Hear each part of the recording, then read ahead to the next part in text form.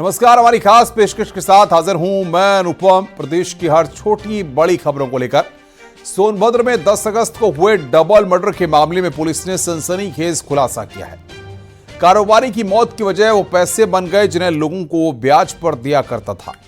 सबसे हैरत की बात यह है कि कत्ल भतीजे ने ही अपने मौसा के कत्ल की पूरी कहानी लिखी।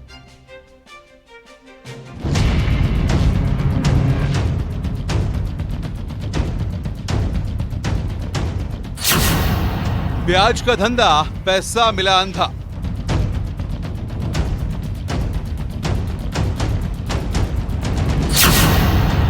मौसा मौसी का मर्डर, भतीजा निकला कातिल।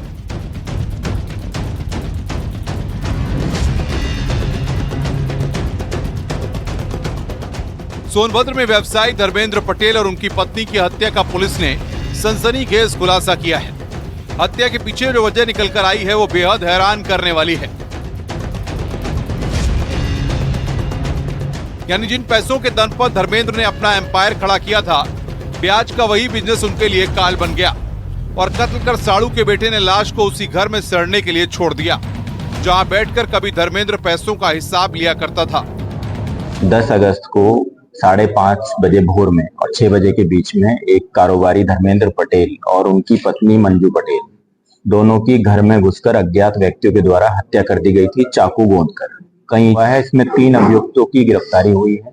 से 4 लाख रुपया ब्याज पे लिया गया था एवं अपने साथियों को भी 4 लाख रुपया ब्याज पे दिलवाया गया था। वो पैसा वापस ना करना पड़े, इसको लेके उन्होंने प्लानिंग बनाई अपने साथियों के साथ मिलके कि हम परी की हत्या कर देते हैं।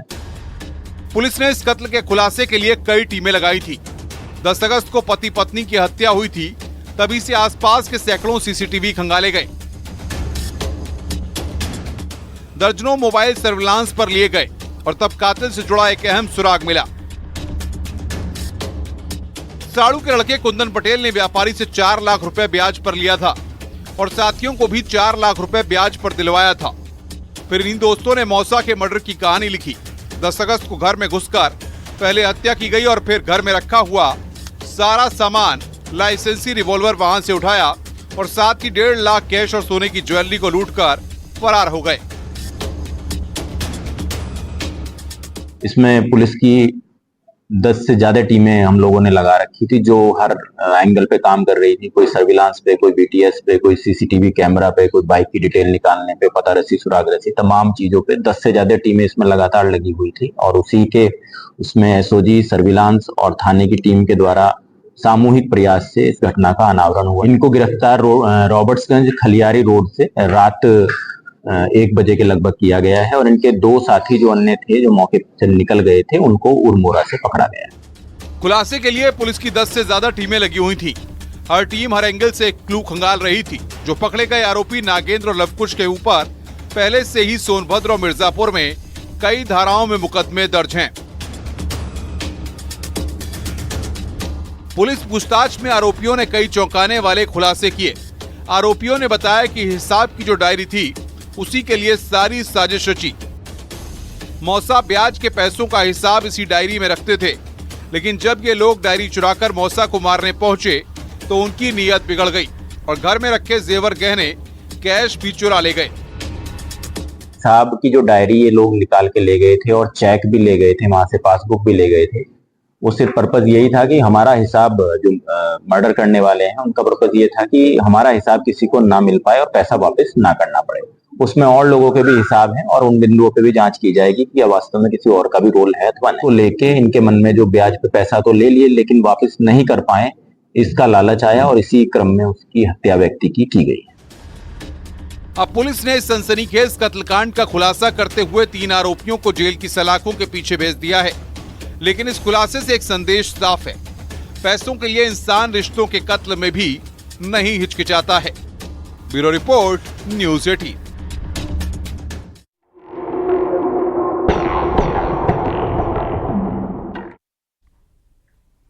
आजमगढ़ में राखी के दिन एक भाई की कलाई सूनी हो गई। गुमनाम कातिल ने एक बहन को बेरहमी से कत्ल कर दिया और लाश बाजरे के खेत में फेंक दी। कत्ल के पीछे क्या कहानी है, कौन कातिल है, आइए पूरी कहानी इस रिपोर्ट के जरिए समझते हैं।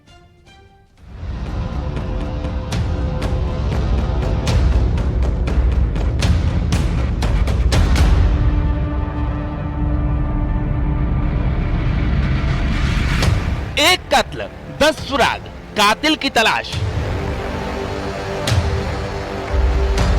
लड़की का कत्ल, कातिल कौन?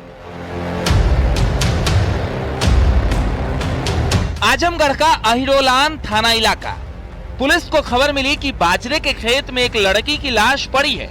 खबर मिलते ही पुलिस मौके पर पहुंची तो मंजर हिला देने वाला था, क्योंकि क्राइम सीन चीख चीख कर कुछ कह रहा था, जिसे समझने में पुलिस को ज्यादा देर नहीं लगी। रक्षाबंधन के दिन एक भाई की कलाई हमेशा के लिए सूनी कर दी गई और उसके बहन को मौत के घाट उतार दिया गया। मामला आजमगढ़ जिले के अरौला थाना क्षेत्र का है। फॉरेंसिक टीम ने मौके से साक्ष्य संकलन किया है, जहां पर उसके टूटे हुए मोबाइल, सैंडल बरामद हुए हैं। एसपी हेमराज मीणा ने दावा किया है कि युवती के साथ पहले मारपीट, हाथापाई और छीना झपटी की गई है, जिसके बाद उसकी गला दबाकर उसे मौत के घाट उतार दिया गया है। जिस लड़की की लाश मिली उसकी उम्र यही कोई 18 से 25 साल के बीच रही होगी। खेत में लाश के कुछ दूर पर उसके सैंडल पड़े थे जो टूटे हुए थे। फसल इस कदर रौंदी हुई थी जैसे लड़की ने मौत से पहले कातिलों से खूब लड़ी हो। लेकिन इतने सुरागों के बावजूद कातिल कौन है, इससे पर्दा नहीं हट पाया। अरौला में आज अमलिया जो गाँव है, यहाँ पे सुबह सूचना मिली थी कि एक करीब 20-21 साल की जो लड़की है, अविवाहिता है, उनकी डेड बॉडी घर के बगल में ही एक चरी के खेत में मिली है। क्राइम सीन को देखने के बाद पुलिस के सामने अब कई तरह के सवाल थे, जैसे कि क्या कत्ल से पहले लड़की से जोर जबरदस्ती की गई? क्या कत्ल से पहले लड़की से गलत काम हुआ? क्या कातिल लड़की के जान पहचान वाला था?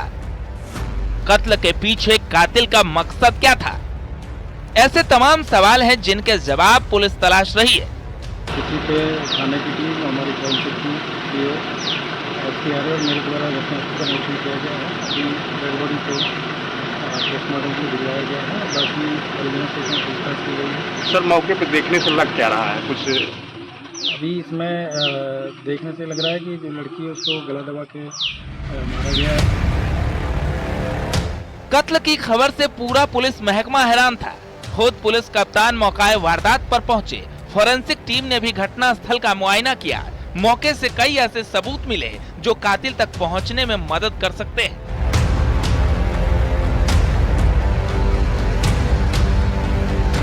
इलाके में कत्ल को लेकर लोगों में कई तरह की चर्चाएं हैं।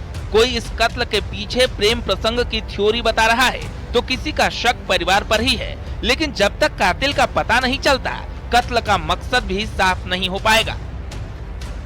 तो पहले रोड पे कुछ मोबाइल्स के जो स्क्रीन टूटने के जो कुछ मिले हैं, साक्ष्य मिले हैं।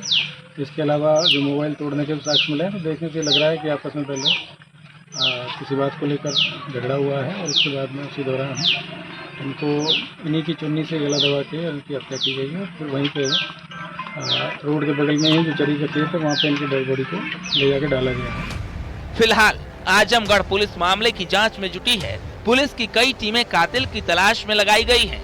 जल्द ही खूनी कानून के शिकंजे में होगा। Bureau report, news 18।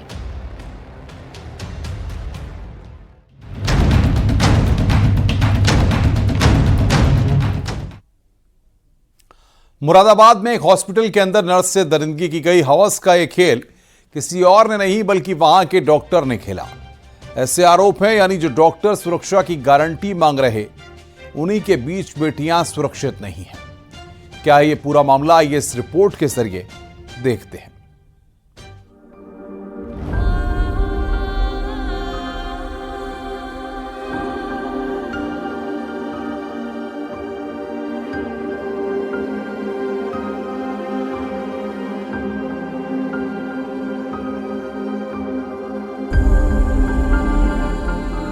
हैवानियत का डॉक्टर, नर्स की लूटी असमत।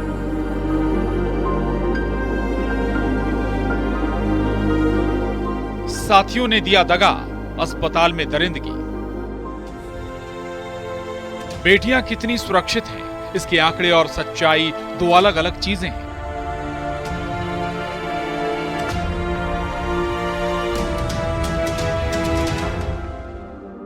एक तरफ देश भर में डॉक्टर्स का प्रदर्शन चल रहा है, तो दूसरी तरफ एक डॉक्टर पर ही नर्स से रेप का सनसनीखेज आरोप लगा है।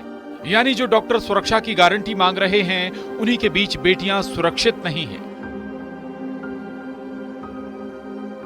एक निजी हॉस्पिटल में काम करने वाली नर्स के साथ उसी हॉस्पिटल के डॉक्टर ने दुष्कर्म की घटना को अंजाम दिया है। पीड़िता के परिजनों की तहरीर पर डॉक्टर और अस्पताल के 2 वार्ड बॉय के खिलाफ मुकदमा दर्ज कर लिया है। पुलिस ने डॉक्टर और दोनों आरोपियों को गिरफ्तार कर जेल भेज दिया है। ये मामला मुरादाबाद का है। आरोप है कि अस्पताल के संचालक डॉक्टर ने रात 12 बजे नर्स को बुलाया। वार्ड बॉय और नर्स उसे जबरन घसीट कर लाए और कमरे में ढकेल कर बाहर से कुंडी लगा दी। डॉक्टर ने कमरे में बंधक बनाकर 20 साल की नर्स के साथ रेप किया।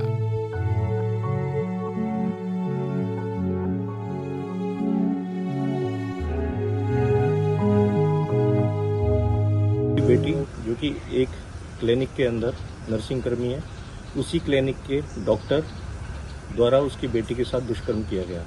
प्रार्थी के प्रार्थना पत्र के आधार पर 3 व्यक्तियों को नामजद किया गया। अस्पताल में रेप की खबर मिलते ही पुलिस मौके पर पहुंची। डॉक्टर, वार्ड बॉय और नर्स को गिरफ्तार कर लिया है। इसके फौरन बाद ठाकुर द्वारा एसडीएम मनी अरोड़ा स्वास्थ्य विभाग की टीम के साथ अस्पताल पहुंची। एबीएम अस्पताल को सील कर दिया गया है। यानी यूपी में कोलकाता कांड दोहराने की कोशिश करने वालों पर ताबड़तोड़ एक्शन शुरू हो गया। एक व्यक्ति का नाम है शाहनवाज जो कि इस हॉस्पिटल का डॉक्टर है, और दूसरा व्यक्ति है जुनैद, और इसमें एक महिला है जिसका नाम है महनवाज। और इन तीनों व्यक्तियों पर मुकदमा दर्ज किया गया, और मुकदमा बीएनएस की धारा 61(2), 64, 351(2), 127(2) और SC/ST के तहत मुकदमा पंजीकृत किया। घटना एबीएम अस्पताल की है। इसका संचालक BAUMS डिग्रीधारी डॉक्टर शाहनवाज है। उसकी पत्नी भी BAUMS है। दोनों मिलकर इस अस्पताल को चलाते हैं। अस्पताल के ऊपर ही डॉक्टर शाहनवाज का आवास है, जबकि पीड़िता 10 महीने से अस्पताल में नर्स का काम कर रही थी। लेकिन शनिवार रात डॉक्टर ने नर्स के साथ वो खेल खेला जिसने एक होनहार बेटी को बुरी तरह तोड़ दिया। आरोप है कि रेप के बाद डॉक्टर ने पीड़िता का मोबाइल फोन भी छीन लिया ताकि वो पुलिस को घटना की सूचना न दे सके। रविवार सुबह जब पीड़िता घर पहुंची तब परिवार को अपने साथ हुई दरिंदगी की कहानी सुनाई। अब पुलिस ने डॉक्टर शाहनवाज के खिलाफ रेप, SC/ST एक्ट और अन्य धाराओं में मामला दर्ज किया है।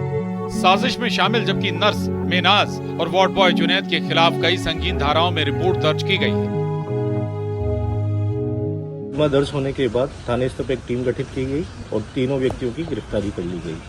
पीड़िता का मेडिकल कराया गया है और विवेचना के क्रम में साक्ष्य संकलन की दृष्टिगत हॉस्पिटल को सीज कर दिया गया है, और विवेचना में जो भी तथ्य सामने आएंगे उसके आधार पर अग्रिम विधिक कार्रवाई की जाएगी। मुरादाबाद के अस्पताल में हुई इस घटना ने कई सवाल खड़े कर दिए हैं। सवाल अस्पताल में बेटियों की सुरक्षा का है। सवाल समाज में पनपती एक वहशी सोच का भी है, लेकिन समाधान कहीं दूर दूर तक नजर नहीं आता। फिलहाल मुरादाबाद पुलिस पूरे मामले की जांच में जुटी है। मुरादाबाद से न्यूज़ 18 के लिए विशाल सक्सेना की रिपोर्ट।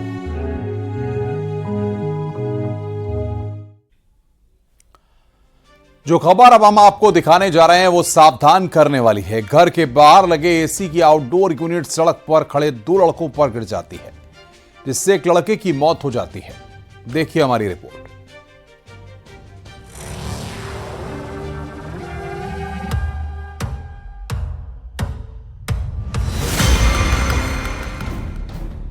दिल्ली में बेहद खौफनाक हादसा हुआ है। ऐसा हादसा जो किसी के भी साथ हो सकता है। देखिए, यह है दिल्ली का करोलबाग इलाका।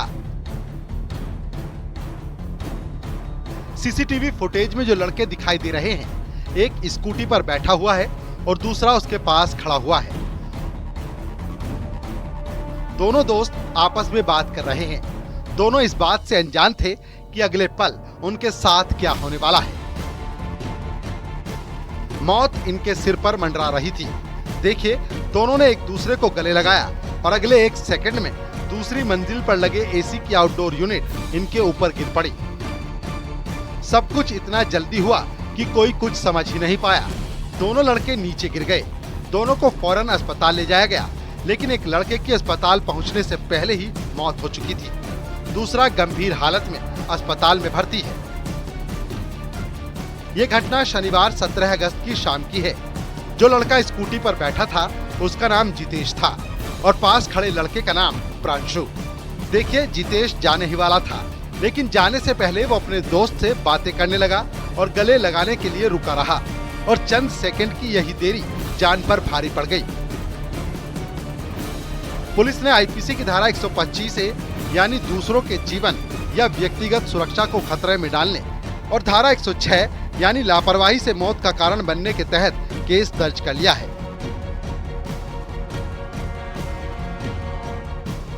और मामले की जांच की जा रही है। लेकिन ये घटना सतर्क करने वाली है। शहर शहर इसी तरह एसी के आउटडोर यूनिट घर की दीवारों पर बेहद असुरक्षित ढंग से लगे होते हैं, जो बेहद कमजोर क्लैंप के सहारे लटके होते हैं, जो कभी भी गिर सकते हैं और किसी बड़े हादसे की वजह बन सकते हैं।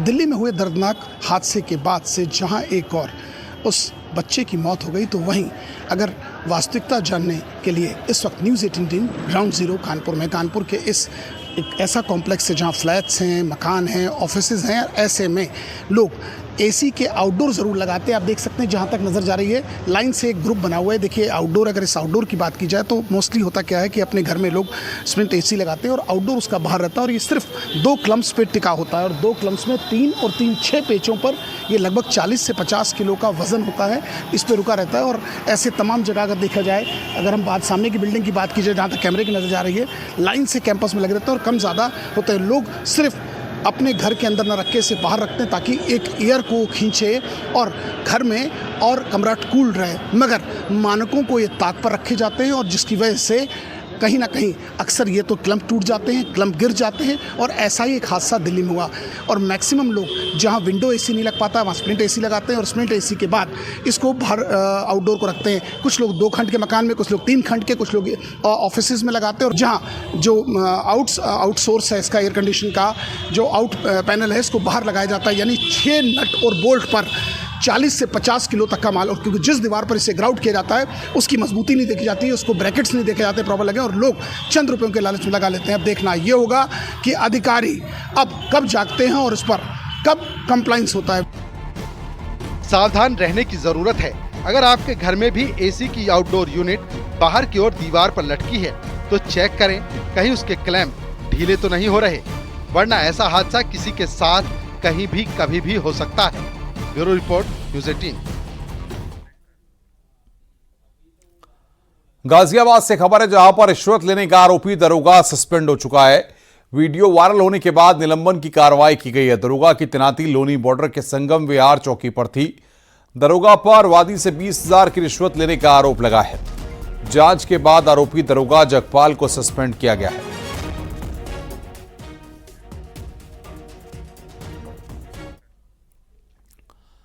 आगे बढ़ते हैं। प्रयागराज पुलिस ने डिजिटल अरेस्ट के जरिए 3 महीने में 1.5 करोड़ रुपए ठगने वाले 2 आरोपियों को गिरफ्तार किया है। हैरान करने वाली बात यह है कि प्रयागराज के इन ठगों का लाइफस्टाइल और टशन बड़े रईसजादों से कम नहीं था। 20,000 के जूते पहनने वाले इन ठगों की पूरी रिपोर्ट देखिए।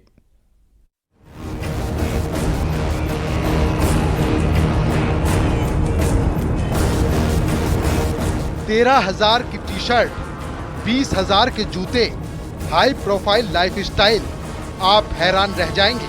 लेकिन ये सच है, प्रयागराज के ये ठग पहनते थे हजारों की कीमत वाली टी शर्ट। इंटरनेशनल ब्रांड, बड़े बड़े रईसजादों की तरह था इनका टशन। जूतों की कीमत तो और भी हैरान करने वाली है, 20,000 के जूते। इन्हें देखकर कोई सोच भी नहीं सकता था कि ये डिजिटल अरेस्ट करने वाला गैंग चलाते हैं। प्रयागराज पुलिस ने डिजिटल अरेस्ट के जरिए 3 महीने में 1.5 करोड़ रुपए ठगने वाले 2 आरोपियों को गिरफ्तार किया। डिजिटल अरेस्ट करने वाले इस गैंग का मास्टरमाइंड था संदीप और दूसरे का नाम था मोहम्मद साहिल। मास्टरमाइंड संदीप कुमार सेन और मोहम्मद साहिल की लाइफस्टाइल देखकर पुलिस भी हैरान रह गई। दोनों महंगे कपड़े, गैजेट के शौकीन हैं। दिल्ली के पहाड़गंज में 2 बार एंड रेस्टोरेंट खोल रखे थे। 80,000 रुपए महीना पर 2 बाउंसर रखे थे। प्राइवेट सिक्योरिटी के बीच वो किसी बड़े कारोबारी की तरह लग्जरी लाइफ जी रहे थे। जब संदीप को गिरफ्तार किया गया तो उसने 13,000 की टी शर्ट पहन रखी थी, जब पुलिस ने उसके घर की तलाशी ली तो उसके पास से 15-15 हजार की कई टी शर्ट बरामद की गई। इतना ही नहीं, 15 से 20 हजार की कीमत के कई जोड़ी जूते भी इनके पास मिले। इनके पास से कई आईफोन भी बरामद किए गए। पुलिस ने जब इनसे पूछताछ की तो कई ऐसे राज खुलकर सामने आए जिन्हें सुनकर पुलिस भी सोच में पड़ गई। पूछताछ में ये भी पता चला कि इन्होंने दिल्ली में 55,000 रुपए महीना पर किराए पर फ्लैट ले रखा था। महंगी महंगी कार में घूमना इनका शौक था। संदीप और साहिल दोनों 12वीं पास हैं। दोनों सीबीआई इनकम टैक्स के फर्जी अफसर बनकर लोगों को अपने जाल में फंसाते थे। जो पैसा साइबर ठगी से जो इन्होंने कमाया था उसको इन्होंने दिल्ली में एक नाइट क्वीन बार और मेट्रो व्यू बार, जो ये बार है, ये खोला था उसी पैसे से और उसी में ये अपना पैसा इन्वेस्ट कर रहे थे। उसके साथ साथ जो अपने साथ, क्योंकि एक पैसा साइबर क्राइम से इनके पास आ रहा था, तो एक हाई लाइफस्टाइल मेंटेन करते थे ताकि और लोगों को भी ये अपने उसमें से कंजे में फंसा सकें। इनका बैकग्राउंड क्या था सर? ये दोनों 12th पास हैं। ये जो संदीप सेन लड़का है ये बीकॉम कर रहा था, तो ये, और संदीप जो है उसकी उम्र 23 साल है और जो दूसरा अपराधी है मोहम्मद साहिल, इसकी उम्र 19 साल है। पुलिस ने इन्हें गिरफ्तार कर जेल भेज दिया है और ये पता लगाने में जुटी है कि इन्होंने अब तक कितने लोगों को निशाना बनाया है। ये दोनों लोगों को इस तरह अपने जाल में फंसाते कि वो इनकी बातों में आ जाते और इनके कहने पर पैसे लगा देते। डिजिटल अरेस्ट करके लोगों को ठगने वाले कई गिरोह गिरफ्तार हो चुके हैं, लेकिन इन दोनों का अंदाज सबसे अलग था। मानो दोनों अपने को इंटरनेशनल ठग समझते थे। अब पुलिस इनकी हाई प्रोफाइल लाइफस्टाइल के पीछे छिपे हर राज का पर्दाफाश करने में जुटी है। सर्वेश दुबे, न्यूज़ 18, प्रयागराज।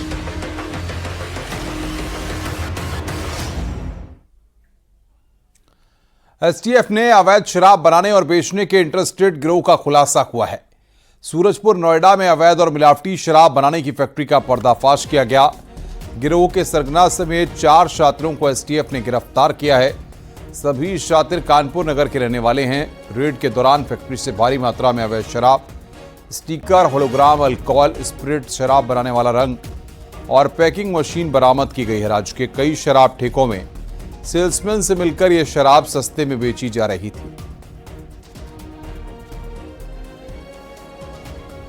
18 अगस्त को एसटीएफ यूनिट गौतम बुद्ध नगर और सूरजपुर थाना पुलिस के संयुक्त प्रयास से एक अंतर्राज्यीय स्तर पर अवैध अपरिचित देसी व अंग्रेजी शराब बनाने वाली फैक्ट्री पकड़ी गई है, जिसमें 46 अदद पेटी ट्विन टावर एवं 8 टीएम मार्का कुल 2036 टेट्रा पैक व 8 अदद पेटी मोटा मार्का देसी शराब के 292 पौवे बरामद हुए हैं। इसके साथ रुक रहे हैं यहां पर एक ब्रेक के लिए। खबरों का सिलसिला लगातार जारी है। आप देख रहे हैं न्यूज़ 18 उत्तर प्रदेश उत्तराखंड।